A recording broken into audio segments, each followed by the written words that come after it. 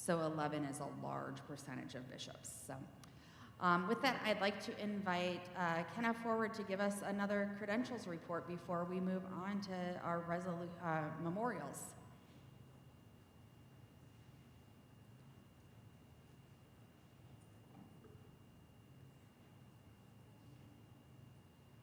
All right, 17 rostered, 53 lay, and 14 visitors. Thank you so much. And now I'd like to invite Art Lantain forward to represent Reference and Council, and he's going to read the memorials, which should be, that they're all on the website, so hopefully you've been able to read them. We'll try and get them up on the screen, but it might be small print, though Krista's been trying to work her magic back there, and then Holly's going to lead the voting part of that. So, fun time. Good afternoon, folks. Hope you're all doing well. First of all, I would like to jump tracks here and thank everybody who came down the hall and interviewed with me. There's still time if you're still interested. We can do this during the dinner period or afterwards or tomorrow. So thanks again to those who have come down so far. I appreciate it. All right, resolution number 1. Resolution to call for boycott, divestment, and sanctions in response to the crisis in Palestine and Israel. Whereas the followers of Jesus Christ, the Prince of Peace, we are called to stand in solidarity with the oppressed and work for justice and peace for all peoples, Isaiah 1:17, Matthew 5:9.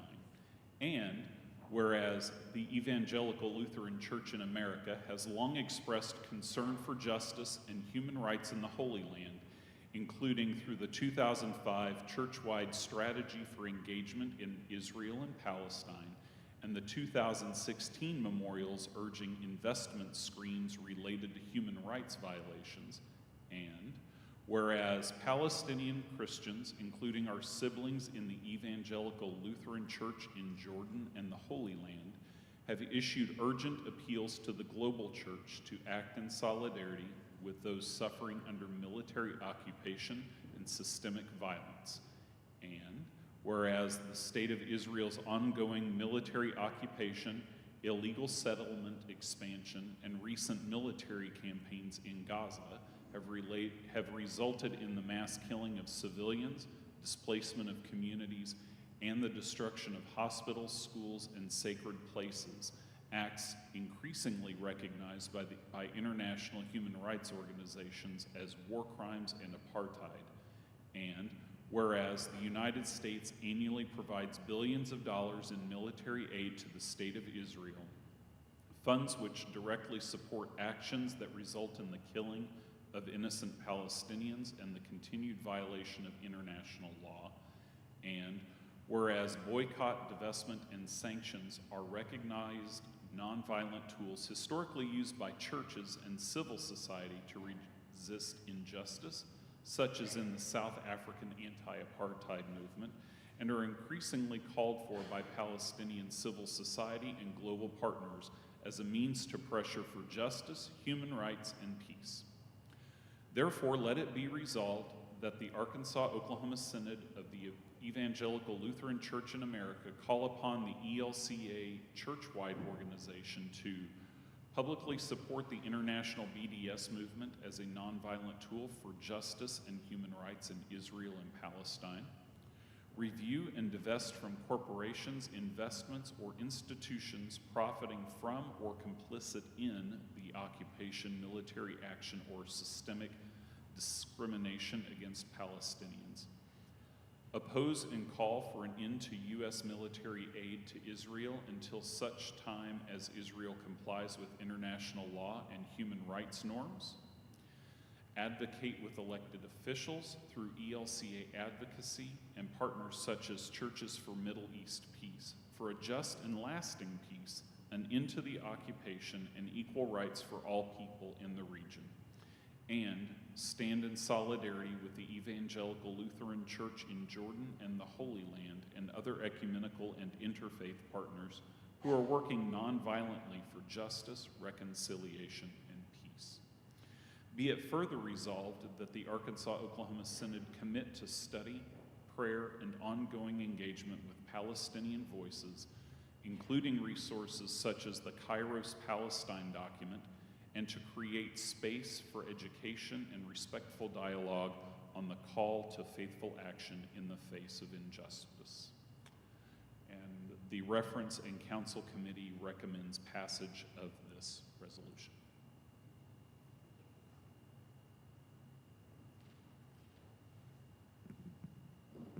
As this came from the Reference and Council Committee, we can proceed to discussion. If you have an amendment, it will need to be in writing, and I'll need you to submit it to Krista so that she can put it on the screen where people can see it, and then come to the mic to discuss it. If you have a change due to a typo, that's not an amendment. It's a Scrivener's error, and you just need to bring your white card and let us know about that. We can make that change. So is there anyone who would like to speak about the resolution?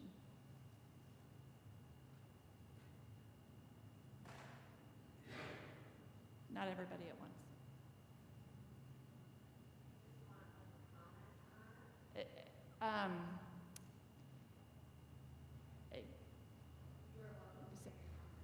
Yes.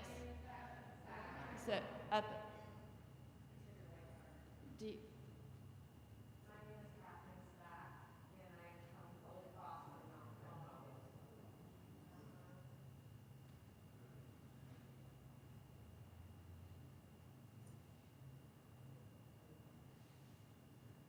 My name is Kathleen Scott, and I'm from Holy Cross in Mountain Home.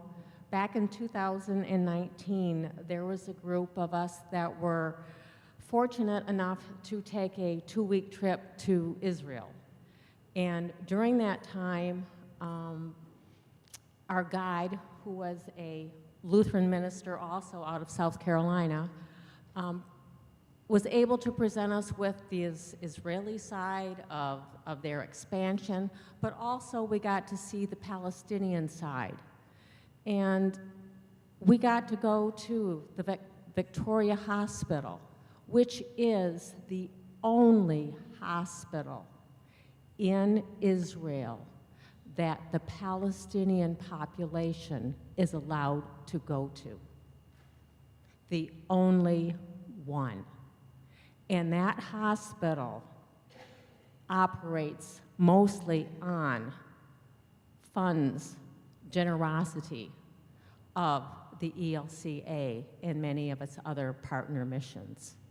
And it is very moving when you see what they are doing there and how far some of these people have to come just to get basic health services. So yes, after being there and seeing this in person, it is extremely moving. And we also were able to go, of course, in our trip to Bethlehem, which a lot of people don't realize is Bethlehem is in the West Bank. Bethlehem is in what is considered Palestine. And many of our Christian ELCA churches are in Bethlehem. And they are suffering now because of this war. And we really need to help put an end to this. Not only for the sake of the Palestinians, but also for the Israelis too that are caught up in this. No one wants this war. Thank you. thank you.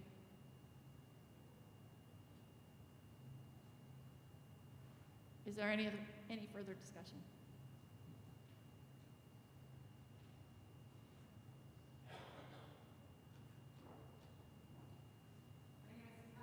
Bushor. I am from Faith Lutheran in Little Rock, and I'm not exactly sure who to pose this question to because Pastor Schnickloff is not with us, but I'm curious what the plan is for implementing the things that we're resolving in this plan, because I want to say I'm 100% supportive of the passage of this resolution. I just think that this particular issue is too important to just make like a performative resolution for. I think if we're going to say that we stand for this, we need to make sure that we have a plan for implementing the things that we're resolving, and I'm not sure what that plan would look like right now. Well, I can speak to what the Synod has done in the past. So the call to the church-wide council would go to them.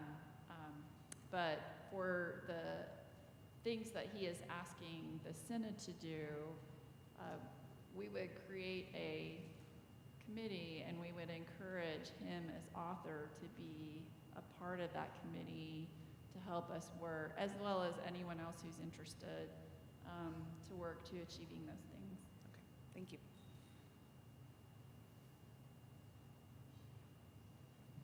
That committee can come, and Bishop, just to respond also to Pastor Jackie's question. This is a memorial, the majority of it, which will then go forward to churchwide, and the Reference and Councils Committee for churchwide will most likely combine it with other similar reference and council memorials coming from other synods, because I know that there's a few in other synods about Palestine, and either merge them together or have a packet of them. So that may have more specifics in the process than what's written in this one, but that's a may, because it depends on what other synods are passing. Thank you. Any further discussion? No.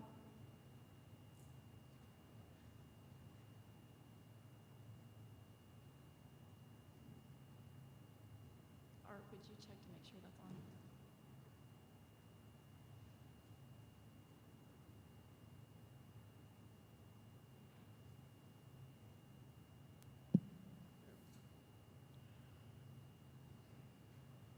I'm Bill Dixon from Prince of Peace in Hot Springs. This entire matter is just heartbreaking.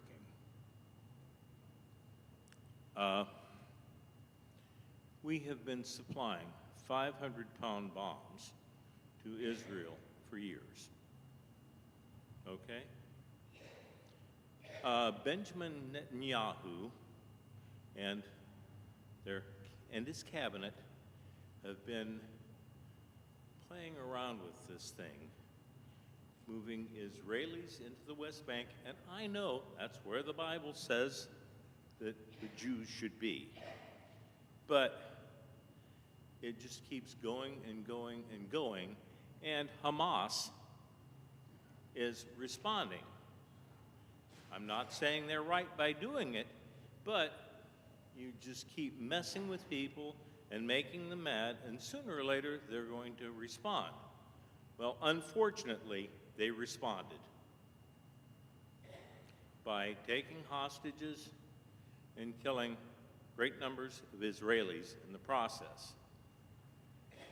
It seems to me like that was what Benjamin Netanyahu was looking forward to give him an excuse to go into the West Bank and purge it of Palestinians.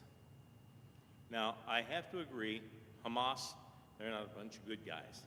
But at the same time, when we decided to go into Iraq, there were heavy munitions used, but at the same time, when we were going after Al-Qaeda, we had soldiers, boots on the ground, going after these people. We did not resort to mass bombings. Unfortunately, Netanyahu doesn't see it that way. And as a country, I feel like we're backing the wrong guy with the wrong pursuit. Sure, Hamas has to be purged and or come to a compromise with, but I don't see this as being the solution.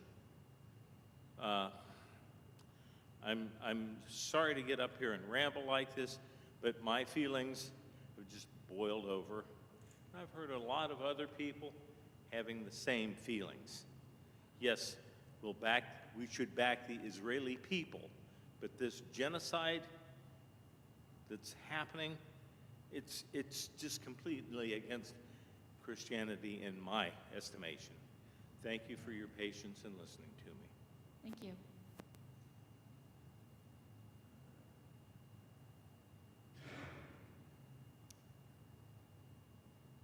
Are we ready for a vote? All right, we will vote on the resolution. So if you approve the resolution, please raise your green card. And opposed, raise your red card.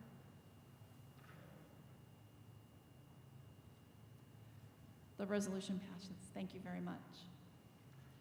All right, I'll call upon Art for the next resolution.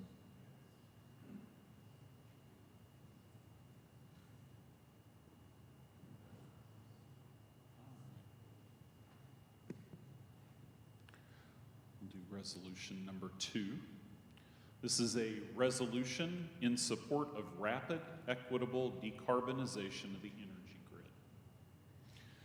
Whereas the climate crisis is an urgent threat to all of creation, disproportionately impacting low-income communities, indigenous peoples, communities of color, and future generations.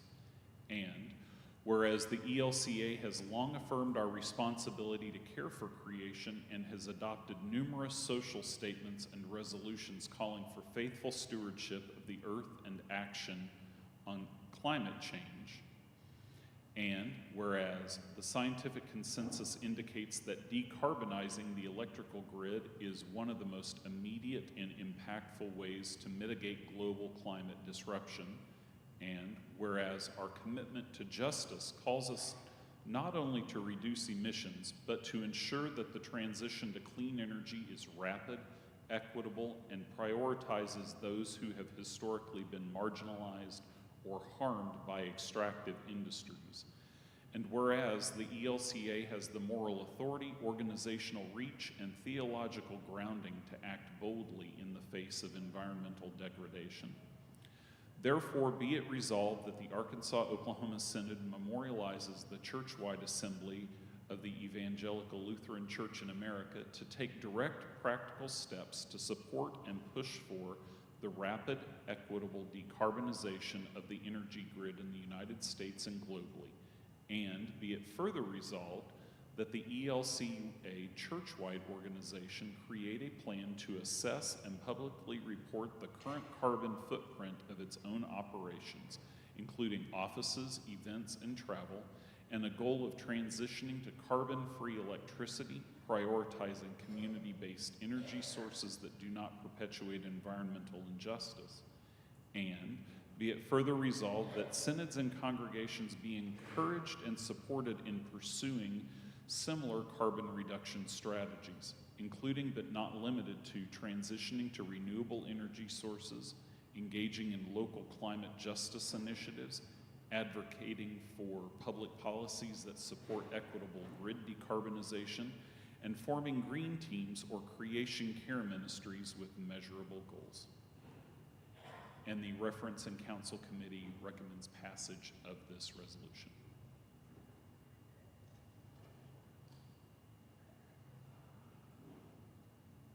Again, 9 inches. Again, coming from the Reference and Council Committee, we'll proceed straight to discussion. Is there any discussion?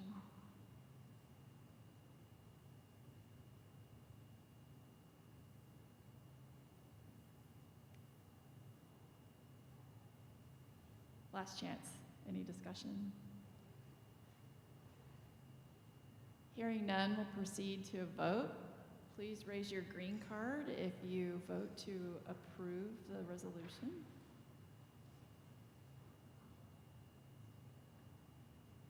Thank you. Please raise your red card if you... All right, thank you. The resolution passes. I'll call upon Art for one more resolution. Back up 9 inches.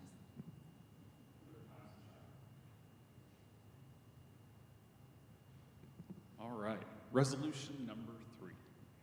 Resolution on theological imagination and the ELCA's public witness against autocracy and political idolatry.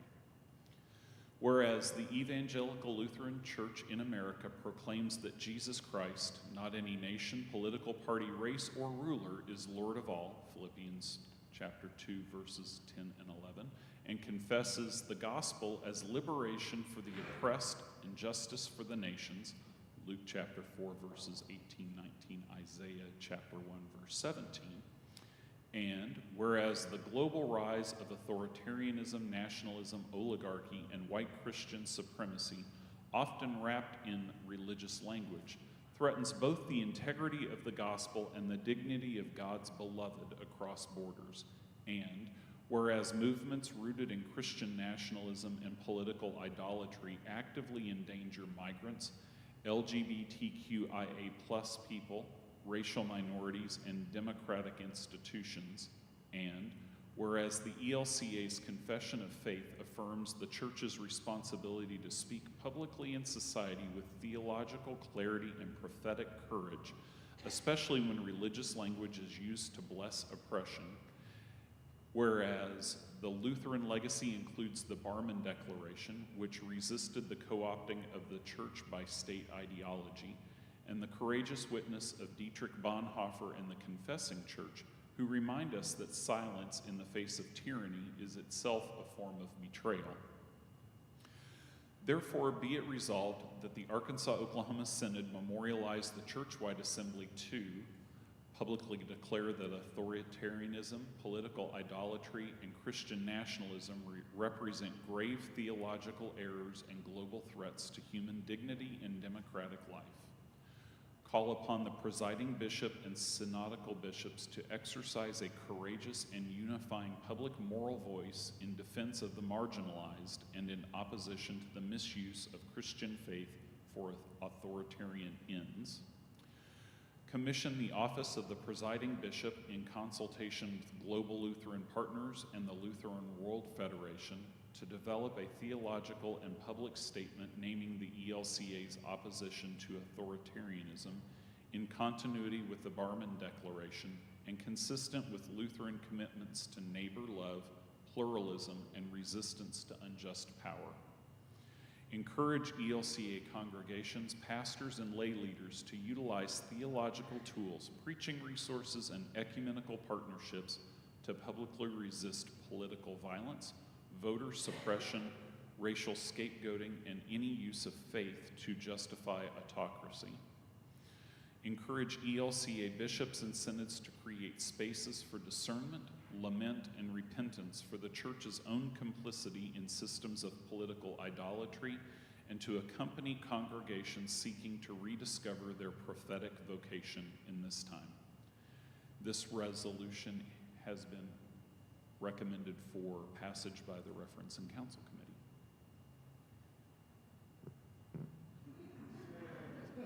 Thank you. Coming from the committee, we'll go straight to discussion. Is there any discussion?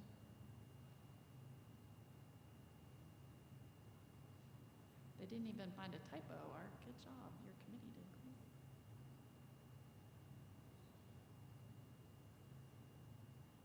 Any further discussion?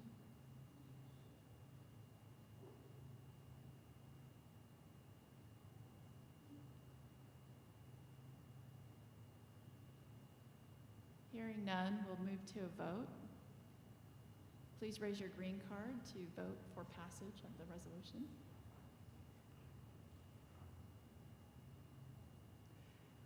Thank you. Opposed, please raise your red card. Thank you. The resolution passes. Thank you to Art and his committee for their work on this. And then now I'm going to turn it back over to Becca because I can't remember what's next.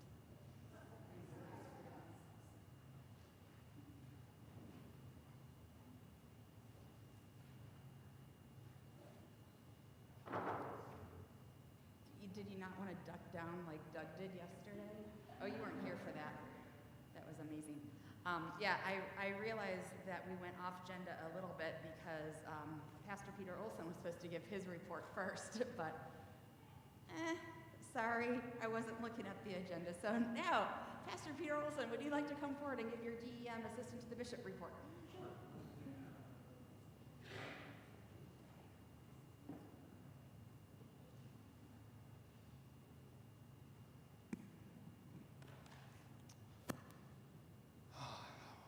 Lord be with you. So I'm going to hold the mic because otherwise I'm going to turn my head and you're going to lose me. So blessings to everyone.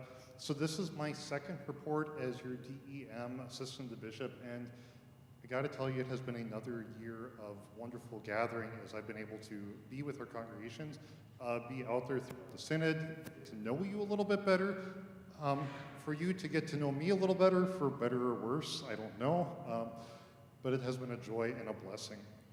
So thank you for inviting me and accepting me into your congregations as I've been able to travel around throughout the Synod and really throughout the U.S. So I want to say briefly, part of the journey and part of my calling within this is to be a story gatherer and a storyteller as I'm coming into this position. And so there's a joy and excitement then of being able to experience the life within your congregations and within the larger church. I've shared with a few of you that the last few weeks for me have been very busy weeks as I've been traveling around to all kinds of different places. About 5 weeks ago, I was in Austin. 4 weeks ago, I was in Chicago. 3 weeks, I was in Perry, Oklahoma. That was weird. That's where I live right now. 2 weeks ago, I was in Arkansas with the folks from Holy Cross and Christ by the Lake for Holy Week. And last week, I was in Mexico City, learning about some of our Lutheran partners in ministry who are doing the very work that we hope to do, of not just telling people this is what you got to do to get better, but instead working with people to help see their dreams come alive and to see a resurgence of community strength. So some beautiful things that I have been learning already. And something that I've really taken to heart with this as I've been traveling around, especially coming from a shared ministry setting with a lot of small congregations, is the realization that in congregations we really come to the point of believing that what we do in our churches doesn't make a difference, that maybe we're too small, that our gathering of 7, 8, 9, 10 people that we have on church is just not enough to make an impact in the world. And the more that I've been traveling around and what I've been seeing in not just other states but other countries is that those 7 or 8 or 9 or 10 people are the key people who make the impacts in the world. They're the ones who end up offering the change in life for those kids who are coming up behind. This last week when I was in Mexico City working with a group called Extra and Pastor Alvaro and I spent time together down there, and I want to give a special thanks for Pastor Alvaro for putting up with me during that time, for translating for me not only language but culture and experience and making sure that, Pastor, no, you don't want to go that way, Pastor, you want to go this way. All the blessings within that. We got to visit a school in Mexico City. A school of first, second, third graders there who were gathered together. And as we're listening to these kids, and it was an extremely impoverished community, as we were listening to these kids and experiencing life with them, we got to partake in some of their classes. And there was no video, thankfully, but they invited me into their salsa class as well. And so they had us from the United States out there salsa dancing along with the kids, and I'm not going to do it because that would be scary.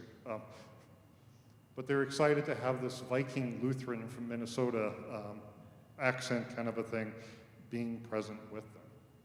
That was fun. We did snack time with them, and they cut up these carrots, had little carrot sticks and had potato sticks. And what was the sauce that we put on it, Alvaro? Chamboy? Yeah, delicious little red sauce. It was great. And as we're handing out these little plastic cups of food to the kids with 8 or 9 strips of food in it and thought, this is such a great snack, the teacher then explained to us that for some of those kids, that is the only food that they're going to get for the entire day.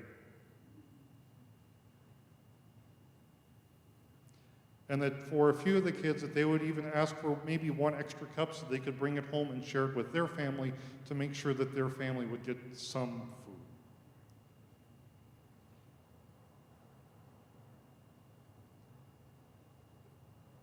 Can you wrap your mind around how crazy that is for first, second, and third graders to be going through that?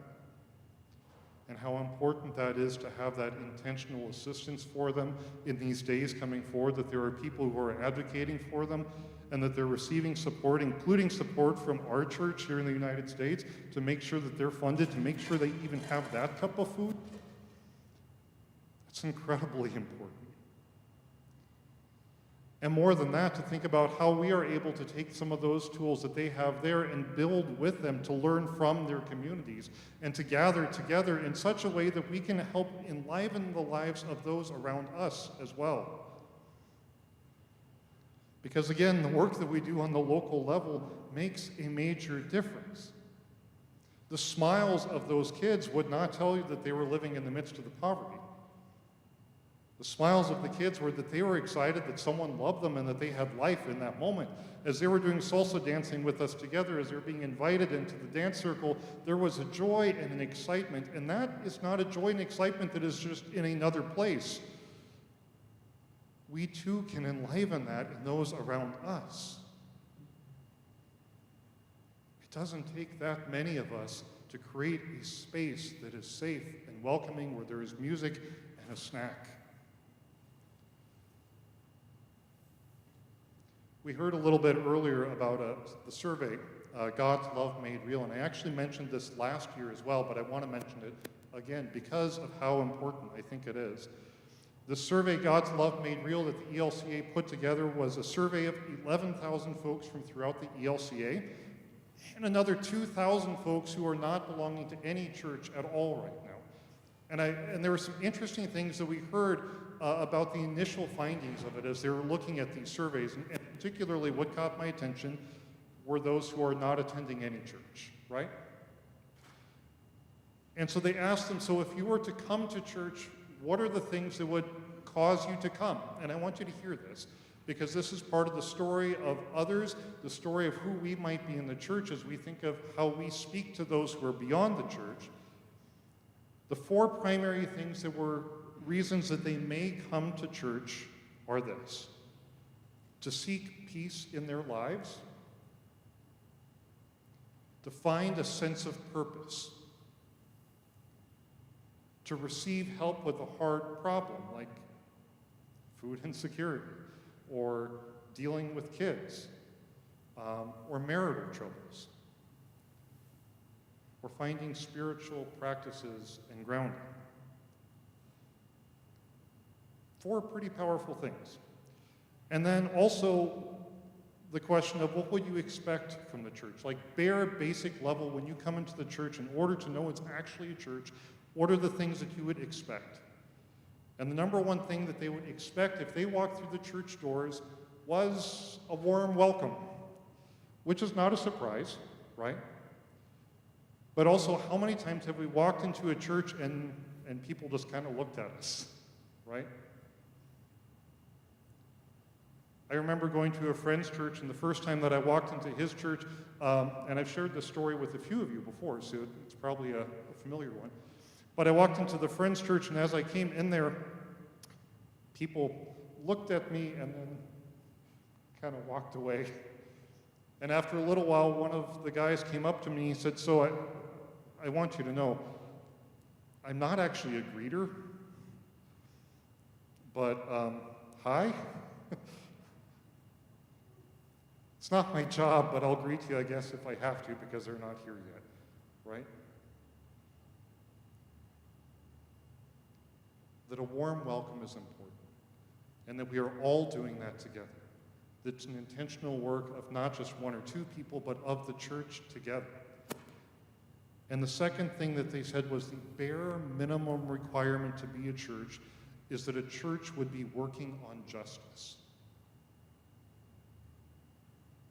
Think about that. They didn't define what justice is, right? And so that's a point, wondering what does justice look like for one person compared to the next person, but that the church would be working on justice, and that is the bare minimum of what it takes to be a church based on these reflections of 2,000 people who are not in the church right now. So what does that say for us? For us, as we think about what it is to speak our life into the world, our faith, hope, is that we too need to understand what is our own call for justice. What is our own call for what is important? What is our call for what matters to our local congregations? What matters for our local communities in such a way that we can step into that work and be intentional in that work to make a difference in the world? That we don't stand by and allow the people that we care about in our neighborhoods to hurt because we don't know what to do, but that we start intentionally thinking about how we can do something. I want to share a story from Christ by the Lake, actually, from when I was with you guys. On Easter, at the end of my sermon, and I did this at Holy Cross too, but I heard this particular comment at Christ by the Lake. I talked about how we are a people of the resurrection, right? And as I talked about us being people of the resurrection, I said, but you guys got to name it for yourselves too. And so I invited for 5 minutes for us to turn to our neighbors, and I'm not going to do it to you right now, but I invited for 5 minutes for us to turn to our neighbors and talk about ways that you have seen resurrection already in your life, as well as places that you might still be looking for resurrection. And not Resurrection Lutheran, or Reformation Lutheran, or, yeah.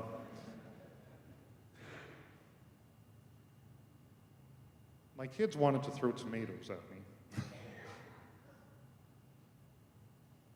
But the stories that I heard coming out, both at Holy Cross and Christ by the Lake, were beautiful, and one voice in particular really caught my attention, where the lady said, "Where I have found resurrection is in this church. That in this church, this congregation, 20 years ago, I wasn't part of a church, and now I'm finding new life." How many people in our congregations actually do experience that, of feeling that possibility of new resurrection in our life, neighbors who are sitting by us in the pews, and we just assume we're sitting with them and doing worship, the same thing we do every week. But instead, intentionally hearing and listening and grasping at the wonder that keeps bringing people back, and to learn what that story of resurrection is so that we can proclaim that story of resurrection. Evangelism in our world is sometimes a scary word, and being a director of evangelical mission, that's a scary title. Thanks, Bishop. I know you had it before me. So what does that mean for us, though, to think about evangelism in a world where that kind of a word is a scary word? It means being intentional in how we tell our stories. It means learning what life means to us, what resurrection means to us, where hope becomes new life. This is the story that we need to tell.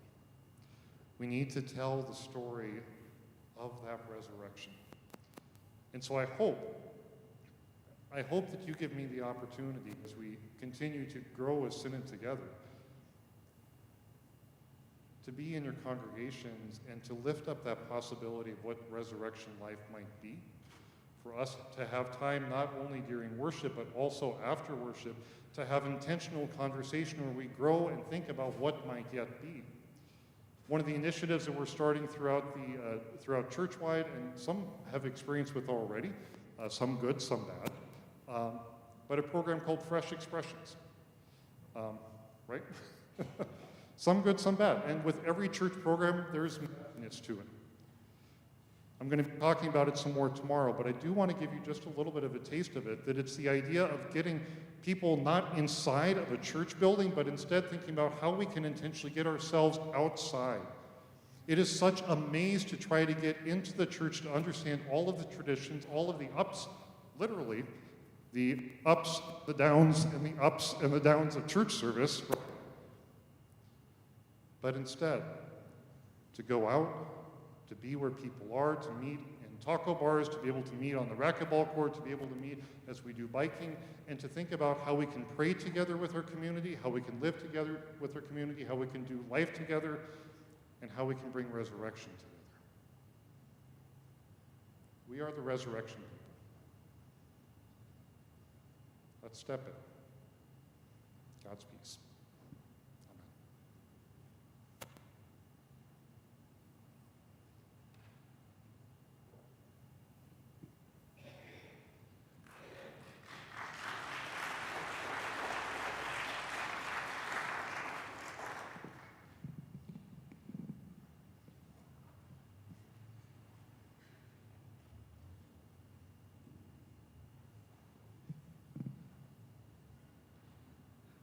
The problem with looking at my phone is my script is a bazillion pages long and it resets quite frequently. So bear with me as I don't remember what's next. Oh wait, I do. Art, you are on to talk about Synod sustainers. I didn't even have to look it up.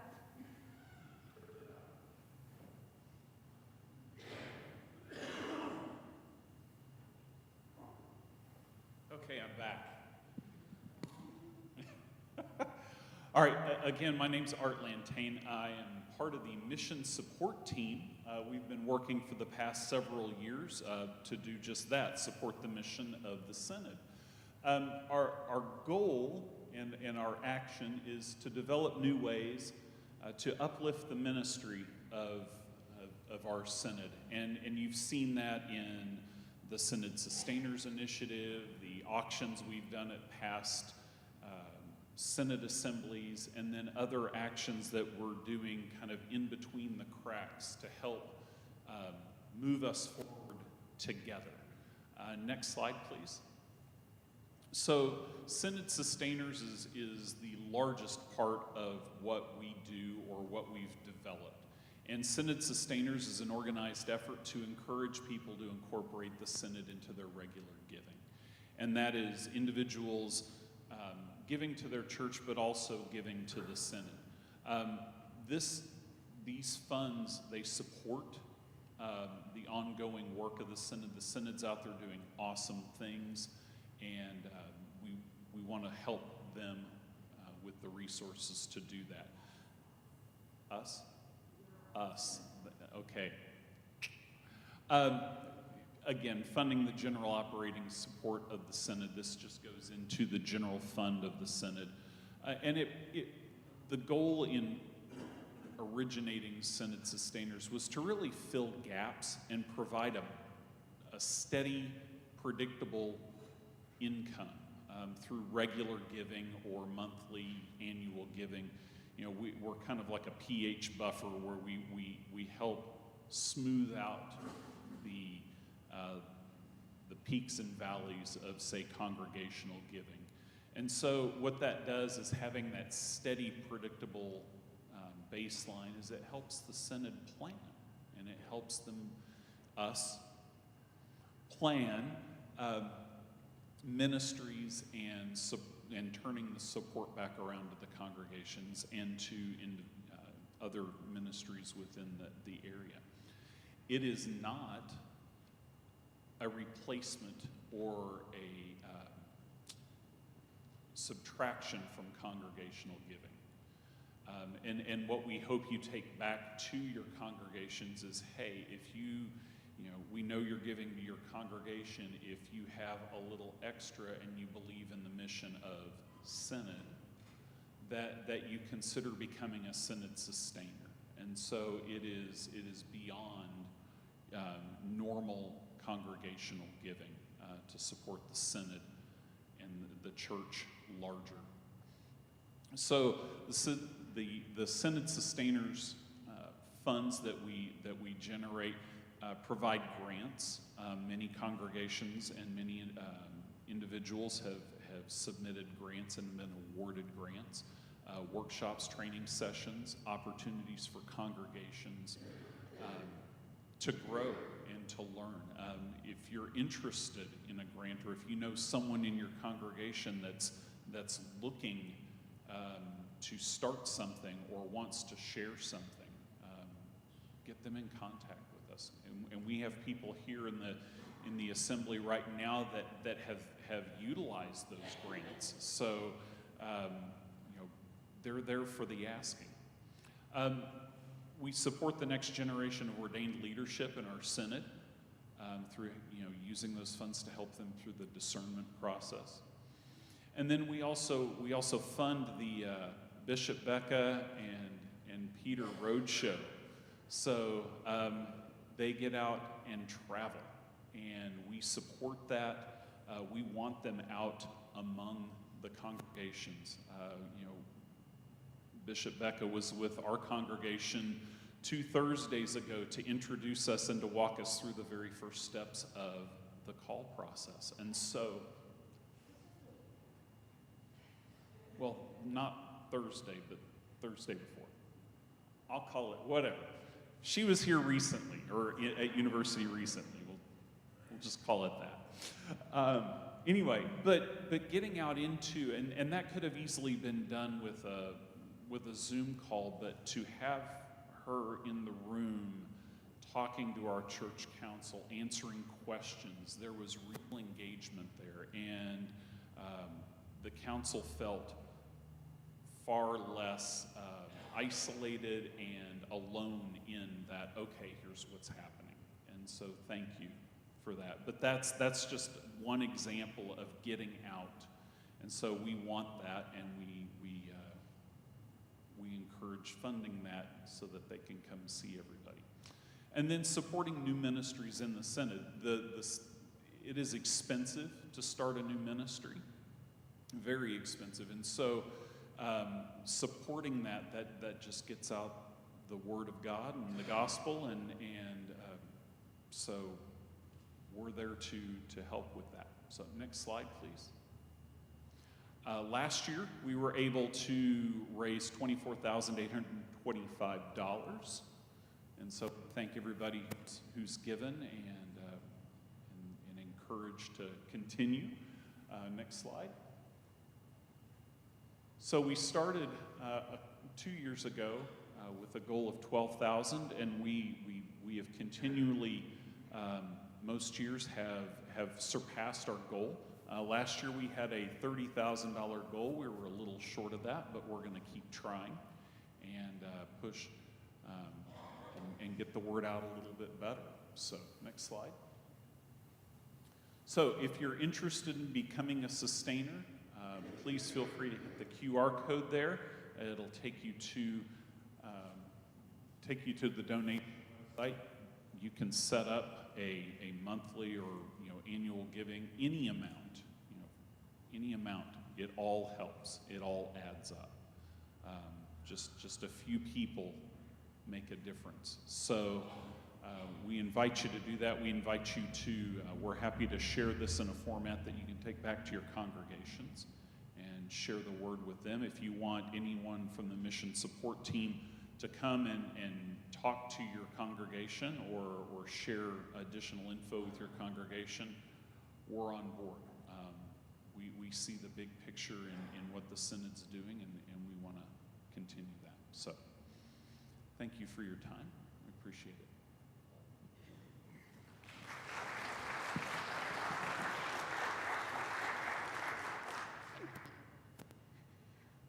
I can tell it's that time in assembly that I am getting a little punchy as I'm like corrupting Art in the midst of his thing. But one that I do want to speak to is the pronoun that was used of Synod being them versus us. We are all the Synod together.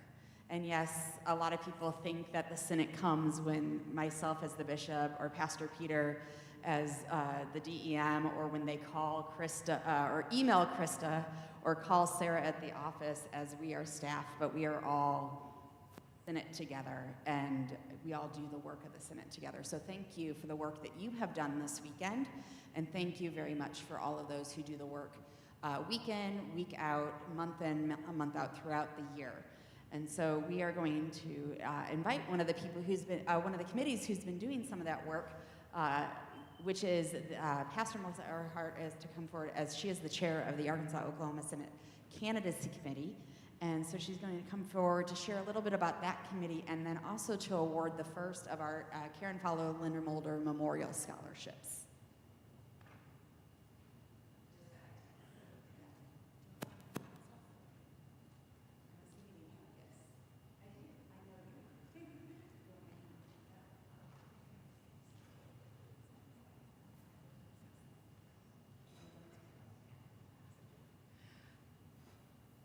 As Bishop Becca said, I am Pastor Melissa.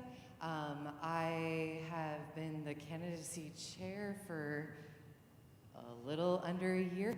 And so also you might have heard just a little bit of the tiny discussion that we were having.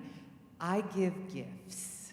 So in that respect, that's why I brought a bag with me, because you all are going to get a gift tonight. So just so you're aware of that. But also I wanted to talk about the candidacy team. So our candidacy team, some of you might have read through the report that was in your assembly booklet. You will note we are a small synod, yet we have a lot of people who are discerning the opportunity to go into ordained ministry and rostered ministry. And so we are very grateful to be walking alongside those who are feeling called into ordained ministry of both word and sacrament, as well as word and service. And so, as you might have noted, that we have 4 candidates who have reached out in discernment for more information, or currently are working on their paperwork to become ordained ministers in the ELCA. We have 3 candidates who are entranced and taking courses at their respective seminaries. We have 2 candidates preparing for their endorsement panel. We have 2 candidates who are approved for ordination. And we rejoiced, as Bishop Becca mentioned, with Pastor Tamaro and Pastor Julie as they were ordained this last year and serving in congregations in our synod. Also, I think I can actually announce, maybe not, I'm looking over at Tom. Can I announce your ordination date or not? Okay, so Tom is one of our seminarians who is very close, very, very close to his ordination date. Yes, 15 days. So May 21st. So look at the neighborhood on their Facebook. Well, yes, if the call vote goes through, so. Sorry, Tom. Thank you, Bishop Becca. And then also, we will be celebrating as well with Breck, who will be in ordination on June 8th, and at Salem in Stillwater, and Tom's is at the neighborhood in Bentonville. And then also, one who is with us that is hopefully looking forward to ordination soon, did not go through the Arkansas-Oklahoma Synod, but that's okay, because guess what? We affirm everyone who is going through the candidacy process. And so Kenna is looking forward to soon having some grounding in that to be able to affirm then when ordination will be to be a deacon in our church as well. Okay, I didn't know if I had permission to. Okay, pending a positive approval to call for here at Fellowship, it will be then on June 21st. So we will be rejoicing with these 3 as they will be soon a part of the roster as well. Also, yes, amen.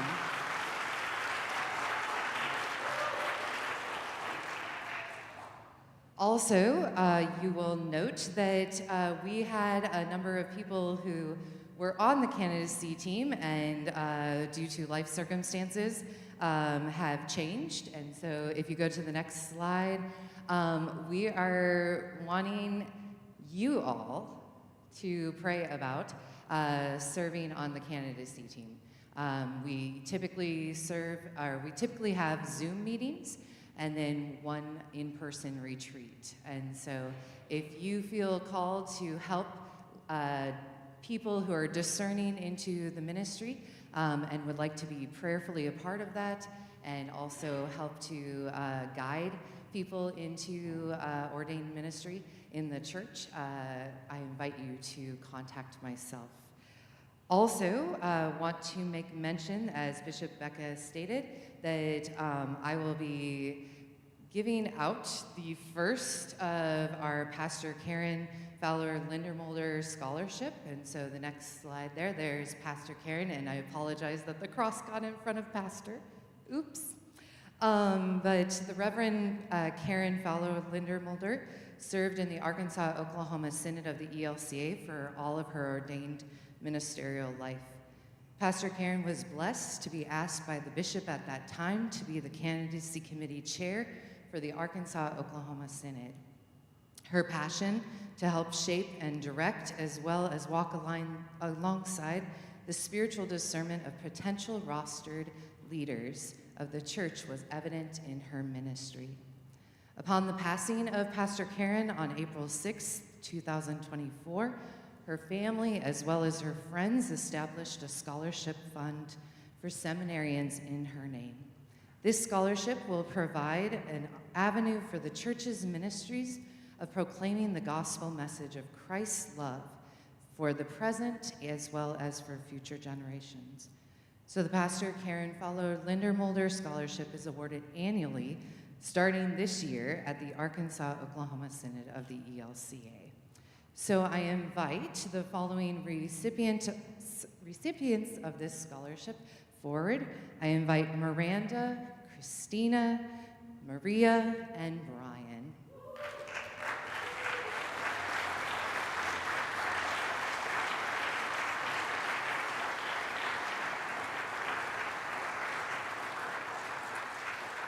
So you all can stand and face everybody, and then we will, so it was the candidacy team's mission to figure out what would we be awarding this year.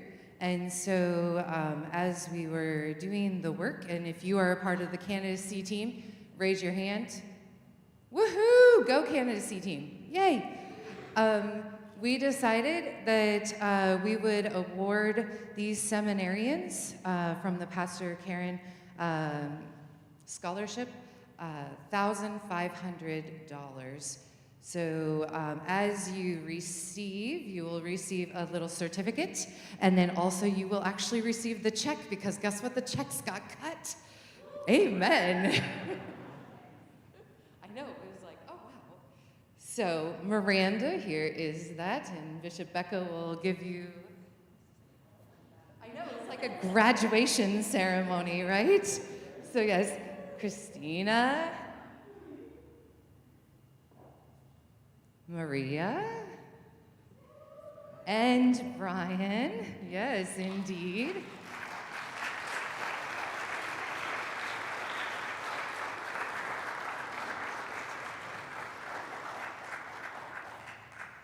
Also, knowing that it is always a fun thing, Pastor Karen loved butterflies, and so each one of you is going to get a butterfly little trinket and some chocolates, because she loved chocolates as well as a Luther Rose sticker. So, oh, there you go, thank you, excellent. And because these seminarians who are in front of us are on a roll in their educational life and in leading the church, they are going to also help me distribute the on-the-roll gifts to all of you. So they are, some of you who are children of, you got it, way to go. Yes, they are those slap bracelets. So they go around your wrist, right? But also you can use them as rubber bands. They are on a roll, ha ha ha. And also, then you can also take this if you do not necessarily wish to have this as your own. You can go back to your congregation and you can inspire somebody to also be on a roll. And so you can give it to them and encourage them to hear God's call in their own ministry life. And so thank you all, and again, think about ways that you would like to be a part of the candidacy team, and also encouraging one another in ministry, because the next slide says, encourage one another and listen to God's call. Thank you.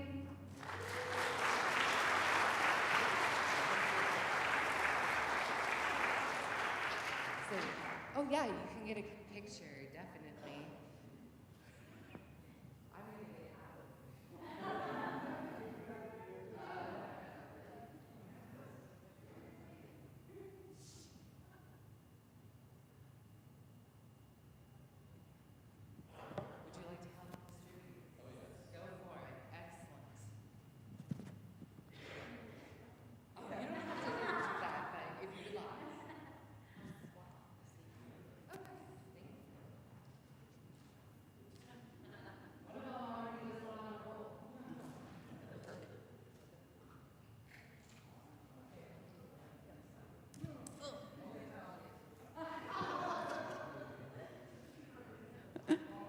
Miranda's all excited because she slapped the bishop. Truly, one of my favorite parts of being bishop is getting to work with the candidacy committee. And those who have worked with the candidacy committee, who have stepped off after years of service, have talked about just how an honor and a privilege it has been. I also wanted to point out Deacon Shannon Johnson is our Region 4 CALM, which is a fancy term for Candidacy and Leadership Manager, which means that she oversees candidacy for all of Region 4, so Nebraska and South. And last year at Synod Assembly, the job had just been posted or was posted, and she asked me about that, and I was like, hey, will you be the candidacy chair? And she couldn't do both at the same time. So we lost her as an official candidacy member, but we gained her at the regional level, and she's been a fantastic resource and support. So, yes. Since we are way ahead of schedule, we are going to move right along with our agenda. And so, are y'all like on a roll and excited now that you have a fidget, something to play with? Good. Because I have the most exciting topic for us to talk about next. Constitutions. I am so excited that you're so excited. And so let us welcome Holly Lantain to talk about constitutions. Wow, if I had known you guys would get so excited, years ago I would have told Bishop Mike that he had to stop putting me last on the agenda. So for the procrastinators out there, I have some good news for you. I don't recommend changing your constitution right this minute because church-wide assembly is coming, and they said that there are some amendments coming. So if you're thinking about changing your constitution in the next 6 months, I would go ahead and start those conversations, but don't actually finish until those new constitutions come out after the church-wide assembly in August. But your constitution, I think that we all don't spend enough time reading it. There is such great guidance in there, and people call me and say, Holly, I don't know what to do. We have this issue at church. And the first question I always ask is, what does your constitution say? Whether you're trying to figure out how to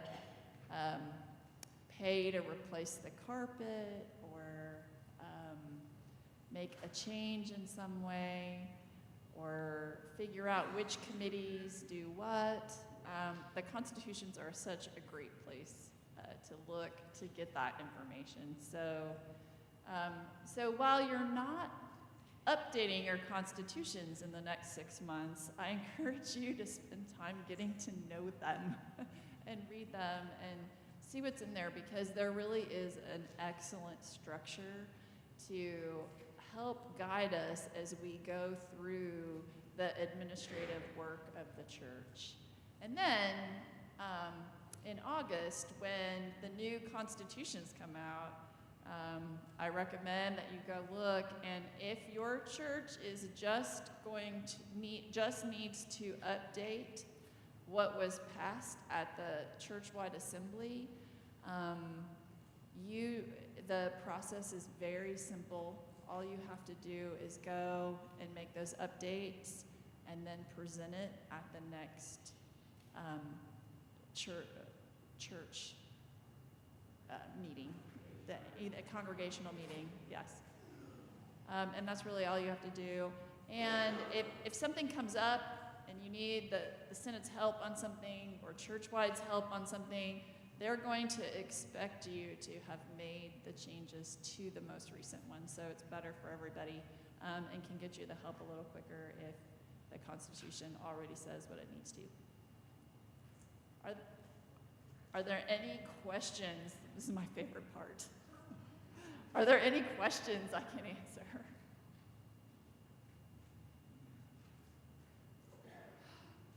Okay, well, if you think of some, I'll be back next year.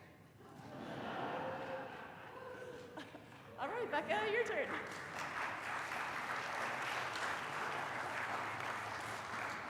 For how excited you all were about constitutions, there's no questions. We're pretty sure, but not confident, that Zion and Perry had the oldest constitution that wasn't updated. But they are having a congregational meeting tomorrow to update their constitution. So if you think you haven't updated your constitution in a while, you might be the oldest constitution in the Senate as of tomorrow. You don't want that, what would be, that glory, that, So it is now time for my report. And I realize that I don't want to work off my phone, off my computer anymore. So, and my phone is, and also my phone is blowing up. So, a few weeks ago, Holy Week maybe, someone asked me how I liked being bishop. And I paused and thought for a while about my response. And it's because I have two answers to that question. I really enjoy being the bishop of the Arkansas-Oklahoma Synod. It is a blessing. It is an honor. And then there's times that I really don't want to be a bishop in the ELCA. Let me explain. So being a bishop in the ELCA means that I get to go to Conference of Bishops twice a year, which is a 5-day meeting where we get reports and discuss what the needs of the church are. And since there are 65 synods, there are 65 different voices that are diverse and different. So we all have opinions on everything. And then on top of the two 5-day meetings, there's also various Zoom meetings where much are the same. And we get to have great Latin words like fluico. I don't even know if I pronounced that anywhere near correct. But we're going to have a discussion about some stuff in the Apostles' Creed, is what it comes down to. And one of my biggest frustrations with being a bishop in the ELCA is I feel like sometimes that group, the bishops try to talk, not to extend the conversation, but to prove that they're the smartest person in the room. And we don't get anywhere. Pastor Kadir earlier talked about, during the church-wide report, the Commission for the Renewed Lutheran Church. I cannot tell you how many hours we talked about the Commission for the Renewed Lutheran Church at Conference of Bishops, but at the last one alone in February, double digits, and we had a 1-page letter at the end of it. I was ready to call the question, but it's not that type of conversation, unfortunately. But being the bishop of the Arkansas-Oklahoma Synod, again, such an amazing honor, such a great joy. I am so glad to be part of the Synod. This past year, I got to officiate not just one, but 2 ordinations with 2 additional installations. And with installations and ordination services by far being one of the biggest highlights that I get to do and preside over as bishops, because at that moment, everybody loves their pastor, right? But you all love your pastor anytime, right? But there's so much joy during those moments. People are so excited to celebrate, just as we, just a few minutes ago, were excited to celebrate with even the candidacy committee as we have watched these people walk along in their journey. It's also an honor to represent all of you in our international companion synods. This past summer, I was able to travel with 10 people from the Arkansas-Oklahoma Synod, along with some friends, to reestablish our annual trips to the Morogoro Diocese of the Evangelical Lutheran Church in Tanzania. Bishop Mameo, who I believe has served as bishop for 18 years-ish. Where did Cindy, 18-ish? Yeah. He is retiring this year, and so as Cindy mentioned earlier, there will be a bishop's election this year. And we have so much to learn from the Morogoro Diocese about evangelists, about how they do offering, where everyone comes forward and puts their hand in the basket, and you don't know what's in the hand, whether it's the equivalent of hundreds or thousands of dollars or nothing. And how you can also bring physical items that then after worship they will auction off. And so after worship, we have auctioned off fabric and jugs of milk and watermelons. Oh my gosh, we got so many watermelons. And there's just such a joy. And so it will be great to be with Bishop Mameo for his final diocese convention, or whatever they call it. I'm not sure if we ever got the official name. And they see this abundance of God's blessing as they envision new ministries and congregations as they reach out to care for Jesus' people, just as as Jesus has commanded. And it's so fun to see that, and a huge part of this is building code differences in Tanzania, that they have a vision for a new church, and they have enough money for the foundation, so it goes in. And then they raise the money for the walls, and then they raise the money for the roofs, and it might take years to do this building, but they're working on it, and it's that physical representation that it is coming. And it's so great to see. But one of my favorite moments when we were in Tanzania is this one, as we got to meet with many of the school students. Go ahead, Krista. And I got to dance with them.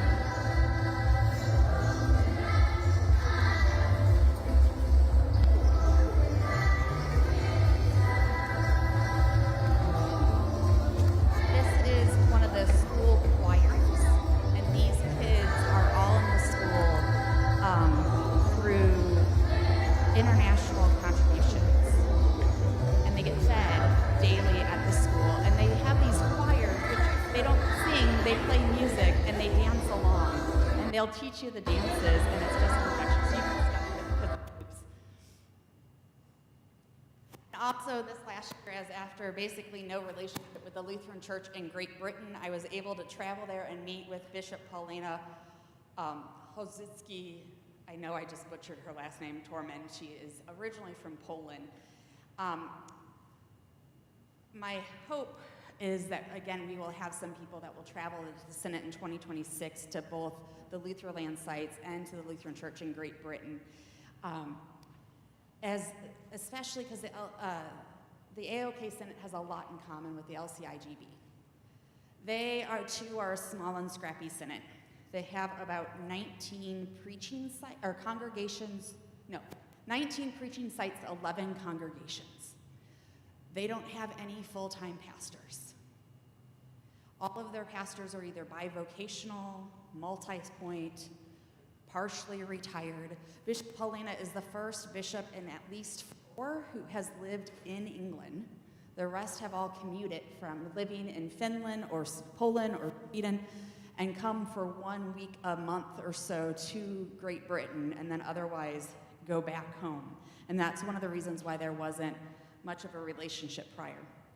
The LCIGB has also done a whole lot in the last few years about racial justice work, just like we have in the AOK Synod.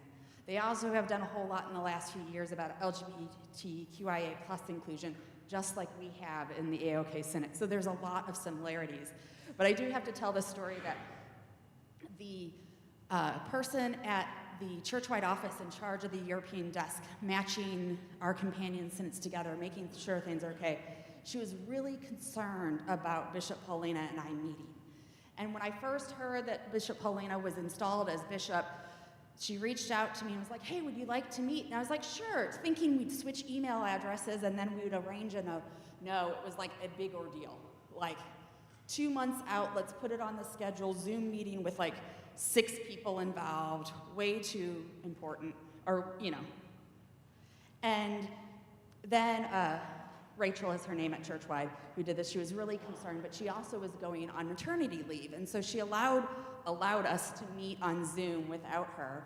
And then when she came back to maternity leave, and we have this trip scheduled that I'm gonna go there, she's still like thinking that she's going to travel with me and we can do this, but she's also a new mom and she's not sure if she could like bring her child with her or she should leave the child behind, all those issues.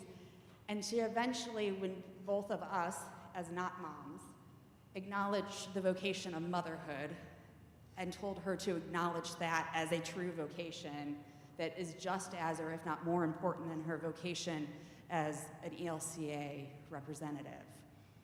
She's decided to stay home, but she was still nervous. So as you might guess from this picture, that Bishop Paulina and I are both 40-something-year-old women that have also been elected as bishop within the last 2 years. And so I got there on Friday, went to their version of the Synod office. On Saturday, we went to the Not Equal Yet conference, which was put on by the Anglican Church in England, about how, and I learned so much more about the Anglican Church, about how they do not yet ordain women in all of their dioceses.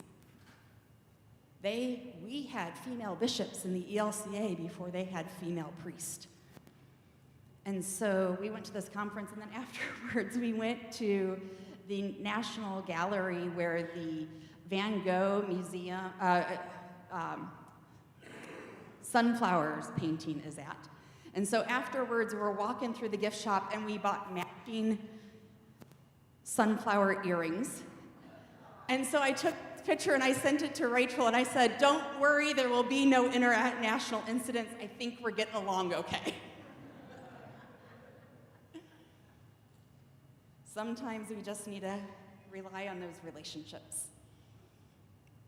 Another great joy of holding this office is being able to connect with our youth. At the ELCA gathering, I was met for the first time in 6 years. My favorite moments were the informal conversations that I was able to have with our youth while walking to various events, sitting in mass gathering, eating ice cream, or eating ice cream, or eating ice cream, or when we got to dance together.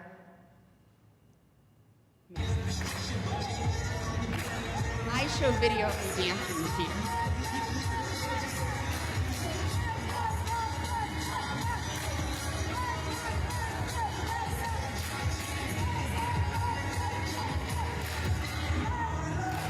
Thank you, Chris.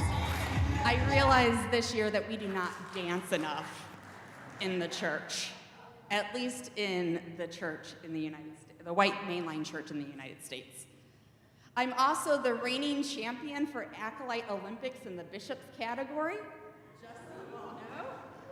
Please brag about that. I am proud of it. I did it barefoot, by the way. And I got my favorite nickname as a result of the youth gathering. One of our youth now has my phone number in her phone under the name Badass Girl Boss Bishop. Feel free to switch that under for my name if that's what you wish. I'm okay with that. And speaking of youth, our Synod confirmation program has been an absolute blast.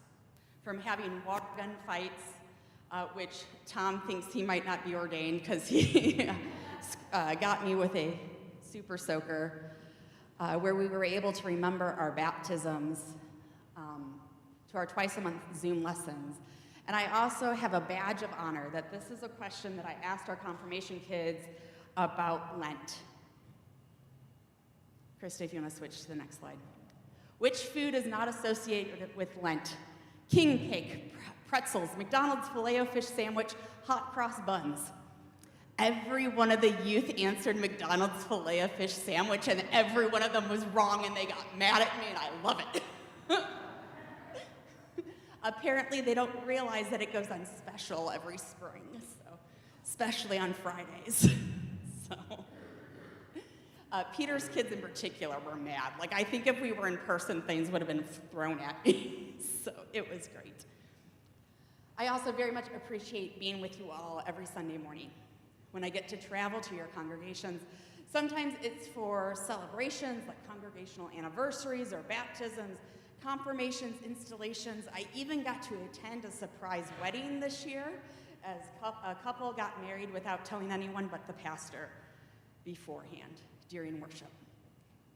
And sometimes I'm at congregations due to moments of transitions as pastors have left and you all have all the questions about what's next. And I can be that calming voice saying, you got this. The Holy Spirit is with you. There is something that will happen and it will be good. And sometimes I just get to show up and we worship God together. And that's amazing. But just about every time I show up, food is involved. And I appreciate that, because you all provide some great food. And I especially love it when y'all have ice cream afterwards. It's like you know me. And it's an honor to learn from our ecumenical partners. Honestly, I've not built too much of a partnership with our other judicatory heads, which is the fancy term for bishops, presbyters, other people of that level. The regional manager for the church, judicatory heads. Beyond some meetings and some emails, I haven't had too many, but Bishop Paulson Reed of the Episcopal Diocese of Oklahoma and I have been really doing some great ministry together. This picture was taken at the Chrism Mass of Renewal Vows just this past Holy Monday. And we are planning to co-host this fall a meeting of our judicatory heads in Oklahoma to establish some relationships that have been lost due to some conflicts with what was Oklahoma Council of Churches, now Oklahoma Faith Network, and also with the pandemic that never really reestablished after that. And I'm also hoping to do something similar in Arkansas with the presbyter of Arkansas that I've met a few times now. And I bring this all up because next year, our Synod Assembly will be focused on ecumenical and interfaith relationships. Relationships that so many of you already have in your congregations, that you have already established organically, but also need to be nourished with communication and partnership. Within the last year and a bit, maybe, Prince of Peace in Hot Springs Village moved into a Presbyterian church. Or in Hot Springs, not the village. In Hot Springs, moved into the Presbyterian church, Westminster Presbyterian. And Central Presbyterian in Fort Smith moved into St. Luke's. We also have many partnerships with congregations where you all, as congregations, are renting space to other congregations, or you're partnering together with food pantries, or with homeless ministries, or with after-school care, or all these other important things. And so we want to lift that up next year for our Synod Assembly. So thank you. Again, it is this opportunity to be your bishop is an honor.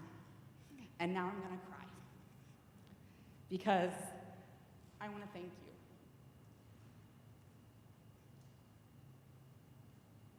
Thank you all who prayed for my mom, who prayed for me. Those who blessed me when I would be at your church on Sunday morning and would leave straight to drive to Minnesota. Thank you. Thank you when I missed meetings. I don't think I had to cancel any church visits, so I'm proud of that. I drove 26 hours round trip for Julie's ordination because I know my mom would not want me to miss that, even though it was between her death and her funeral. Thank you. I have been a pastor for 15 years. I've been part of the church my entire life. But to be the one ministered to is humbling. My parents' congregation rallied around my mom, continues to rally around my dad. Proud daughter moment. Last week, my dad loves to bake, and he's done this annual bake sale every spring. And last week, his church, he raised $3,500 in a bake sale. Yeah. He probably would. He raised the money for an organization that's meaningful to him. I can't think of the name of it. Bikes for the World, something like that. I'll come to me. That gives bikes to students and doctors in underdeveloped areas, so that people can get to school, that doctors can get to their patients. And that's the equivalent of 16 bicycles. So, but I know they rallied around him. There was people that just gave him a check for a whole bicycle, $165. And that's one of the ways their church has rallied around him after the death of my mom. But you all have also surrounded me with prayers and love, so thank you. I appreciate you all. I got a card today that I couldn't open because I knew I would cry then. And I've cried many a times and continue will. But thank you. Thank you for being the church together. Thank you for being on this roll with us. Thank you for being willing to have a really weird Synod Assembly theme, for bringing toilet paper, for being those people. So I appreciate you all immensely. Again, it is an honor, it is a pleasure, it is a joy. I am so glad that I get to be the Arkansas-Oklahoma bishop. Thank you.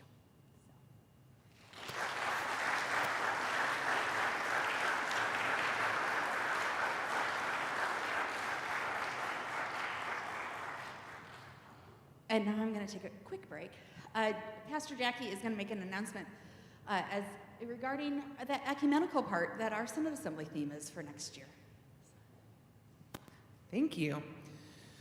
So a small handful of you attended our lunch conversation earlier today about interfaith relations. It was interfaith and ecumenical relations, knowing that our assembly theme next year will revolve around this in some way. And we came up with one very clear deliverable that we decided we needed quickly from this assembly to be able to move our work forward in ecumenical and interfaith relations, also in preparation for next year, this being our theme. And that is, we need an actual committee that's going to talk about ecumenical and interfaith relations. I am not one, as the people at Faith know, to think that we need more committees in the church. But here's the thing. If I am to be, as you elected me earlier today, the ecumenical relations representative to Synod Council, at best, I can tell you what happens in Arkansas. But really, I can tell you more about what happens in Little Rock. And most specifically, I can tell you what we're doing at Faith. These interfaith and ecumenical interactions and partnerships that we have going on in most of our churches right now, we're just not going to know about them unless we have more people throughout the Synod that are telling us about them. So I need your help to be able to do this job well, and we are going to be pulling together a team of people that will work on ecumenical and interfaith relations at least over the next year and hopefully well into the future. So if that is something that appeals to you, please let me know while we're here. If you can think of someone in your congregation who is really passionate about this kind of work and that you think needs to be involved in this in the future, go back home on Sunday and let them know that this is something that we're getting started. We'll also include some information in the next Synod newsletter so that people can reach out directly to me even if they're not in the room today. Sound like a plan? Great. Who's next? A few other announcements. So we completed the stuff that's after dinner now. So we won't have anything after dinner. Steve's excited. Miranda's excited. So please stay and have dinner. Dinner tonight is baked potato bar by the Via de Cristo has provided it. So there's plenty of options for those who are gluten-free, vegetarian, all the diabetic needed, or not diabetic, all of the dietary needed things. Tomorrow morning, We will meet here at 9 o'clock for worship. We are joining fellowship's 9 a.m. service. All right, so Pastor Carol warned them last week that like, yes, she did tell them to be nice. They're normally nice people anyway, at least like 95% of them. But also, there's gonna be like 80 people coming to their congregation, and like, how do y'all feel when somebody sits in your pew on Sunday? No. Okay, so here's my thing. Come and sit when you want, but nobody can get mad at you if you sat down after at 8:58. So, because they should, if they want their pew, they should get here at 8:45 at the latest. I will be preaching. Pastor Kara and Pastor Kadir are presiding together. After that, we'll have some announcements at the end of worship, but we will participate in the discipleship hour as some of the opportunities that fellowship has normally during the 10-ish hour. And then at 11 o'clock, there will be workshops, and 2 of the workshop options are to join additional worship opportunities.